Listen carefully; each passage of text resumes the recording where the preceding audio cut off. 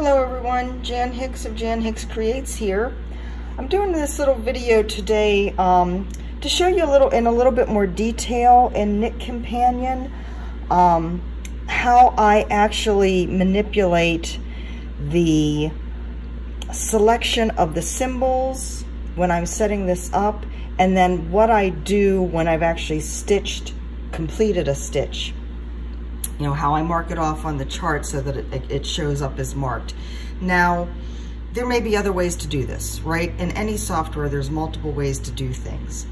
As you become more familiar with knitCompanion, you may find an easier way. This is just how I have found works best for me. Now, for those of you that have watched my other tutorial, you'll be somewhat familiar with the steps. I am going to go over it just a little bit, and I'm gonna have to move this around so you can see. So I am in the edit mode right now.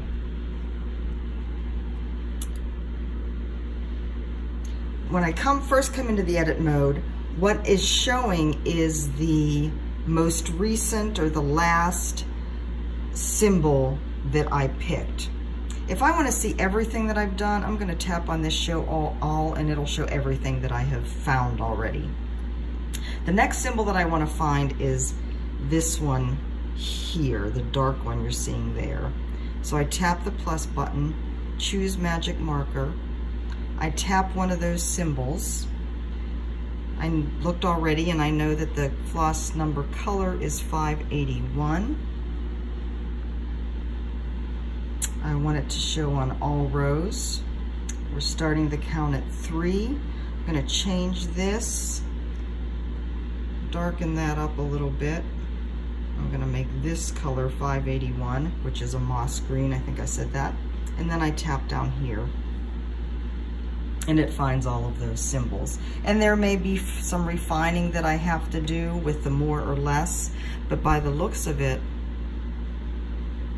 it did find all of those. So I'm not going to step through that process again. What I do next, though, so say I've found all of I have them all colored in, I found them all. When I am ready to start stitching and when I want to mark off what I have done, I tap the plus button again and I choose custom marker this time. What custom marker allows me to do is tap each one as I go and create a different color. I'm going to call this done, just for lack of a better word.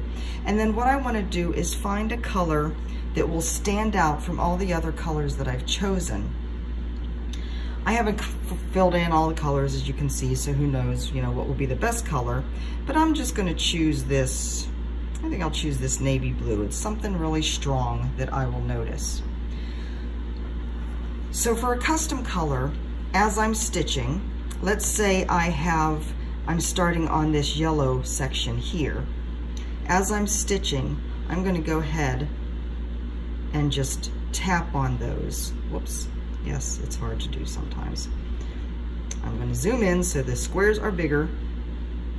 And that's what I do have it pretty far zoomed in when I'm working on a pattern. So then I can just tap.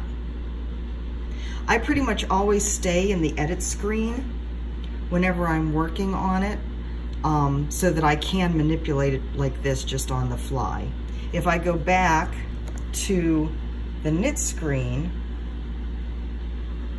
I can't do anything with it. I can zoom in and out and I can see where I am, but I can't manipulate the pattern. So I'm going to go back into edit, and it doesn't hurt anything to stay in edit. I'm going to turn the show all back on. And so you can see I am still on done, because that is the last marker, magic marker, that I created. If I had somehow gotten onto a different one, I would want to make sure that I'm on done when I start stitching, so that I can just come through and mark off those ones that I finished.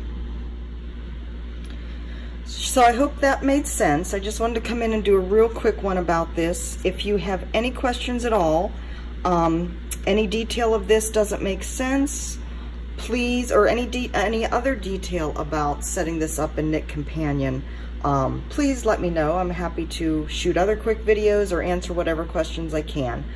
As I said before, if you're new to knitCompanion and you need to learn the basics, please look up the knitCompanion videos. They have a ton of them on YouTube, and they know their software much better than I do, so they step through in detail all of the different possibilities that there are in knitCompanion, and there are a ton. But this is what I know for cross stitch. It's very useful. I hope you find it so too. Like I said, let me know if you have any questions. Take care. Talk to you soon. Bye-bye.